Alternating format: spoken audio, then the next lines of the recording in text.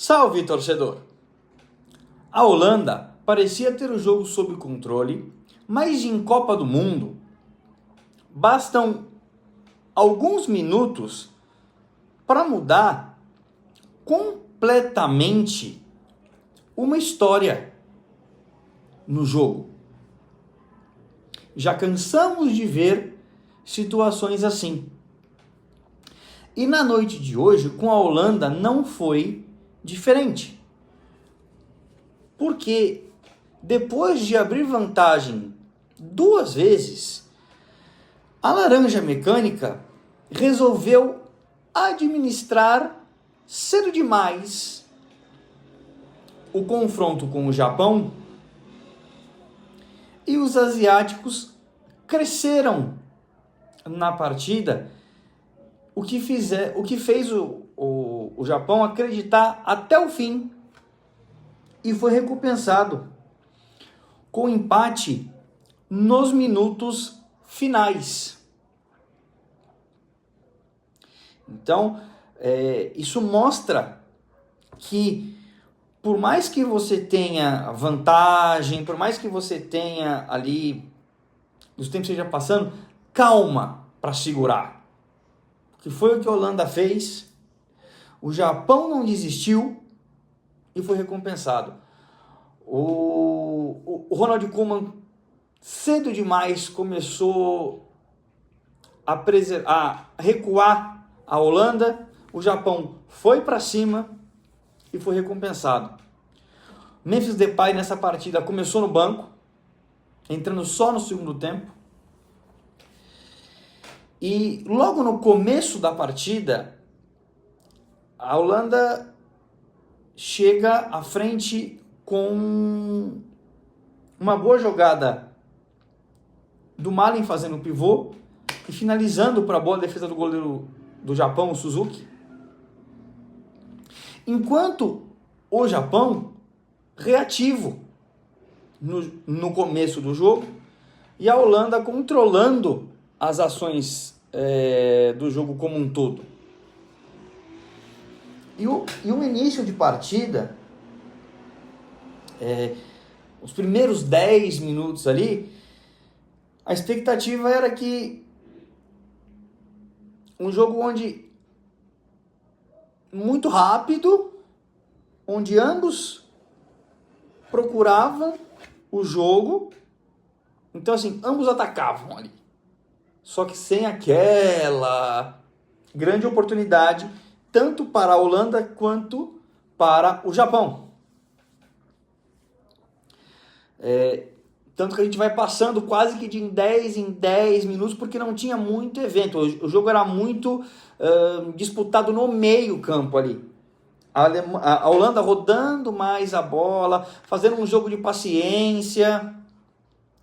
E até o meio do primeiro tempo, até os 20 minutos, falta, tanto para a Holanda quanto para o Japão, alguém para quebrar linhas, para partir para cima, para tentar uma jogada individual, porque o jogo era muito entre linhas, literalmente. Entendeu? O Japão tem uma oportunidade trabalhando a bola, ela é ajeitada para trás, e o Hiroki Ito finaliza por cima do gol, isso aos 27 minutos. Mas assim, já tinha passado uma boa parte do primeiro tempo, e era aquele jogo burocrático. Tanto que eu vi, por parte da Holanda, o Memphis fazendo muita falta, muito pelo que eu vejo dele no Corinthians. Aí você vai virar e falar assim para mim, mas é o Corinthians, não é Copa do Mundo, não é Holanda, não é coisa grande. Mas é o corte que eu tenho dele. Pelo que o Memphis faz no Corinthians, ele fez muita falta na seleção holandesa no primeiro tempo. Né? Aos 33 minutos, a Holanda tem uma oportunidade com levantamento para a área, para boa defesa do goleiro. O Japão tem uma oportunidade já aos 35 minutos, numa finalização de carrinho por cima da área, por cima do gol, por cima da meta. já dentro dos 40 para frente, o Japão sai um pouco mais, se torna um pouco mais ofensivo e troca passes. E o cruzamento sai, o Nakamura sozinho na segunda trave bate, ele finaliza a próxima trave direita. Mas era uma partida que até ali, um primeiro tempo muito, muito, muito abaixo. Realmente, eu esperava muito mais de um primeiro tempo de Japão e Holanda. Mas calma, não sai do vídeo ainda não, que tem muita coisa para acontecer. Por quê? Porque tudo que o primeiro tempo foi arrastado, foi empurrado, o segundo tempo parece que no intervalo eles viraram a chavinha e o segundo tempo foi outra coisa. O segundo tempo foi absurdo, o segundo tempo foi a milhão. Logo aos 5 minutos, o Gravenberch recebe essa bola na ponta, cruza na direita e o Van Dijk finaliza de cabeça, abrindo o placar para a Holanda. Então a Holanda começa o segundo tempo em vantagem, logo no primeiro ataque. E esse começo do segundo tempo, tão superior ao todo o primeiro, já vale o seu like, a sua inscrição. E diz aqui para mim nos comentários o que achou do segundo tempo como um todo, que vem por aí, que eu tenho certeza que você assistiu. Então vem a análise, mas me fala aqui o que você achou do segundo tempo como um todo. Deixa o seu like, se não é inscrito, se inscreve no canal. Por quê, torcedor? Porque a resposta do Japão veio logo em seguida, aos 11 minutos, quando o Nakamura recebe dentro da área e finaliza sem chances para o goleiro holandês, empatando o jogo. Aos 11 minutos. Então, coisa de 6 minutos, o Japão empata o jogo. E o Somerville, aos 18, responde com uma jogada na ponta direita, fazendo um corte absurdo, finalizando muito bem e botando novamente a Holanda na frente, 2-1. Ou seja, em 18 minutos de segundo tempo, o jogo ganhou em emoção, ação e dinamismo, muito mais do que em todo o primeiro tempo. Em todo o primeiro tempo.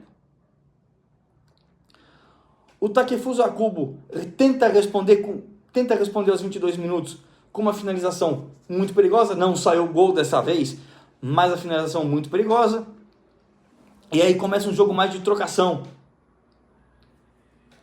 O Gakpo arranca pela esquerda, ninguém consegue parar ele. Ninguém consegue pará-lo. Ele finaliza, próxima trave, ganha escanteio. E já dos 30 para frente, a Holanda comete um grande erro, que é compactar as linhas. E recua. E a partir dos 40 para frente, a Alemanha abdica de atacar e o Japão ganha espaço. Até que os 43,